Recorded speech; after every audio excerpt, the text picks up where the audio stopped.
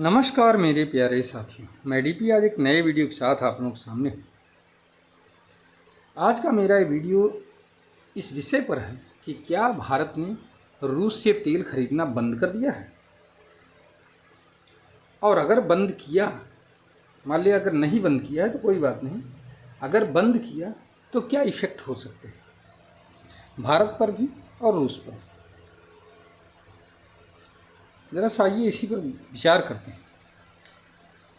बहुत ज़्यादा पॉइंट्स को नहीं रखूँगा क्योंकि वीडियो बहुत लंबा नहीं खींचना है हमें।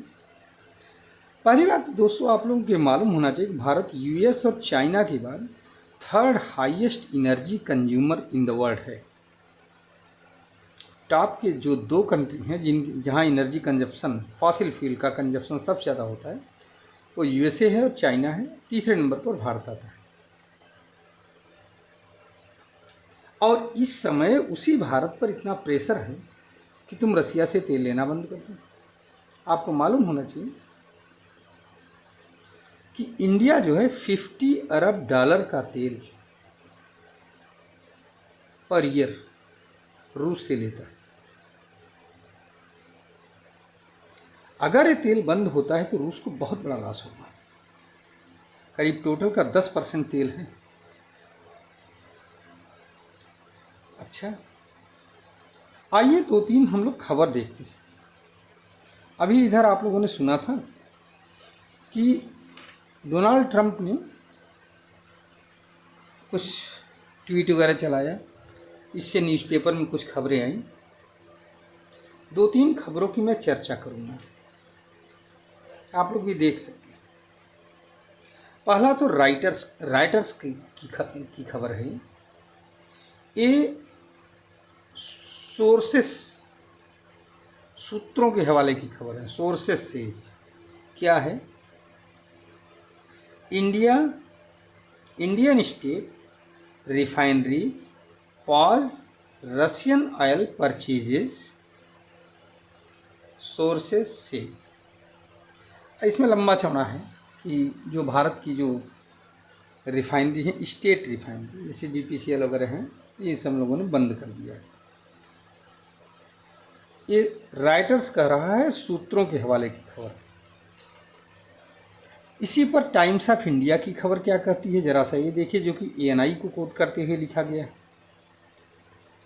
कि India continuing to buy oil from Russia, report rebuts Donald Trump's good steps claim, decision guided by national interest and global energy stability. अब ये दूसरी खबर, इसमें सीधे सीधे कहा जा रहा है कि रसिया ने बंद नहीं किया, अभी इंडिया ने बंद नहीं किया रसिया से तेल लेना। डोनाल्ड ट्रंप के स्टेप लेने के बावजूद इंडिया का ये कहना है कि जो भी डिसीजन है वो नेशनल इंटरेस्ट में लिया जाएगा, ग्लोबल एनर्जी स्टेबिलिटी को ध्यान में रखते हुए लिया जाएगा। इन शब्दों को ध्यान में रखिएगा, national interest and global energy stability. अब एक और चीज़, फॉरेन मिनिस्टर की रिपोर्ट देख लीजिए। फॉरेन मिनिस्टर की एक स्पोक्स पर्सन रणधीर जायसवाल का बयान, ये एनडीटीवी ने दिखाया। क्या है, जरा सा ये देखिए कि ऑयल परचेजिंग पर जो रिपोर्ट आई है वो उसका मैं शॉर्ट वहीं बोल रहा हूँ। जो एक लाइन का रिपोर्ट है उन्होंने दिया है, एक लाइन का प्रेस रिलीज जारी किया है। In securing our energy needs we are guided by what is on offer in the market and prevailing global circumstances. ये रणधीर जायसवाल का बयान है, बस एक लाइन का स्टेटमेंट है और इसमें सब कुछ आ गया है। क्या आ गया है?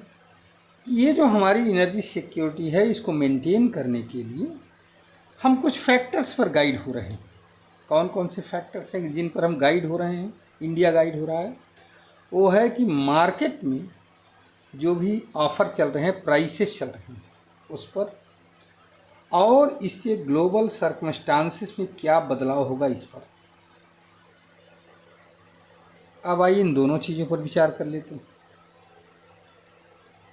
होगा क्या? मान लिया इंडिया ये तेल खरीदना बंद कर देता है रसिया का, तो रसिया के पास तो पैसे की तंगी आ जाएगी। चलो ठीक है, वो चल जाएगा, वो कहीं और मैनेज करेगा, वो जाने उसका काम नहीं है। लेकिन इंडिया इतना ही तेल किसी न किसी और देश से खरीदेगा। अब आप बताइए जरा सा कि 50 अरब डॉलर का ऑयल, वो भी सस्ता तेल है तब। अगर ये महंगा होता, ये अरबों खरबों बैरल तेल होगा। आप समझिए, इतना तेल अगर भारत किसी भी देश से खरीदेगा, वो चाहे आपके मिडिल ईस्ट की कंट्री हो, इवन अमेरिका भी, तो क्या वो इतने सस्ते में तेल देगा जितने में रसिया दे रहा है? तो नहीं, जस्ट डबल प्राइस में देंगे। यूएसए जो है जस्ट डबल प्राइस में देगा, और वहाँ से ले आने का कॉस्ट भी बहुत ज़्यादा होगा। ये भी बात है, यूएसए कोई नज़दीक नहीं है भारत। आगे स्टेप पर आइए, देखिए जरा सा। जिस भी कंट्री से लेगा पूरे मार्केट में उथल पुथल मचा देगा और तुरंत तेल के प्राइस बढ़ेंगे। एक बात।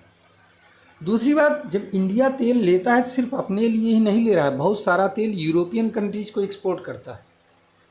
ये बताइए, अगर महंगा तेल लेगा तो यूरोपियन कंट्रीज में तेल की क्राइसिस क्या नहीं पैदा हो जाएगी? ये जो ऑयल रिफाइन करके उसको यूरोपियन कंट्रीज में बेचा जा रहा है, पिछले साल की ही रिपोर्ट मैंने बताया था। हाँ, यूएई को पीछे छोड़ दिया है एक्सपोर्ट के मामले में, ऑयल एक्सपोर्ट के मामले में, ऑयल प्रोडक्ट्स के एक्सपोर्ट के मामले में। तो क्या उन मार्केट्स में वहाँ पर हाई प्राइस का तेल जब जाएगा तो वहाँ उथल पुथल नहीं मचेगा? मचेगा। अच्छा, अब एक और आप सोचिए, दो पहलू तो यहाँ मैंने बताया, तीसरे पहलू को आप सोचिए कि क्या रसिया के ऊपर इसका प्रभाव नहीं पड़ेगा? तो क्वेश्चन आंसर आएगा, प्रभाव तो पड़ेगा। तो क्या फिर रसिया शांत बैठा रहेगा? राइटर्स की रिपोर्ट इसी पर एक कहती है कि how Moscow might respond if Trump stops Russian oil to India. Moscow कैसे इस पर रिस्पॉन्ड करेगा? तो वहाँ पर एक जिक्र आता है सीपीसी की, अर्थात कैस्पियन पाइपलाइन कंसोर्टियम। ये कैस्पियन पाइपलाइन कंसोर्टियम कई देशों से होता हुआ ये तेल, जो कि रूस के ही पहले पार्ट थे, कजाकिस्तान वगैरह हैं, वहाँ से होती हुई पाइपलाइन यूरोप को सप्लाई करती है। अगर इसको जरा सा रसिया चोक कर देगा, कहीं पर कट कर देगा, तो पूरे यूरोप की दशा बिगड़ जाएगी। ये आप नहीं सोच रहे हैं। फिर रसिया क्या छोड़ेगा? अगर उसको घाटा ही घाटा होगा तो क्या यूएसए को, क्या यूरोपियन यूनियन को, किसको छोड़ेगा वो? और भी बहुत सारी चीज़ें हैं जो आज युद्ध के बावजूद अमेरिका रूस से लेता है, या यूरोपियन यूनियन, यूरोप के कंट्री रूस से लेते हैं। अगर रसिया को ऑयल में इतना घाटा झेलना पड़ेगा तो क्या बाकी चीज़ों की सप्लाई नहीं कट करेगा वो? जवाब मिलता है, कट करेगा। ऐसी स्थिति में क्या आप सोचिए कोई इंडिया को रोक पाएगा तेल लेने से? हमें तो नहीं लगता। फिलहाल हो सकता है ट्रंप की जुबानी जंग जो है, जो कैंची जैसी जुबान ट्रंप की चल रही है, हो सकता है वो रोक दे, सिर्फ मुँहज़बानी और ट्विटर पर और जो है सोशल मीडिया प्लेटफॉर्म पर, बाकी तो नहीं लगता। दोस्तों, आपकी क्या राय है इस पर? मैंने तो अपना विचार रखा है, आपकी क्या राय है इस पर ज़रूर लिखिएगा। और अगर आपको वीडियो अच्छी लगे तो आप इसको लाइक करिए, शेयर करिए, हमारे चैनल को सब्सक्राइब करिए। धन्यवाद, नमस्कार, जय हिंद, जय भारत, वंदे मातरम।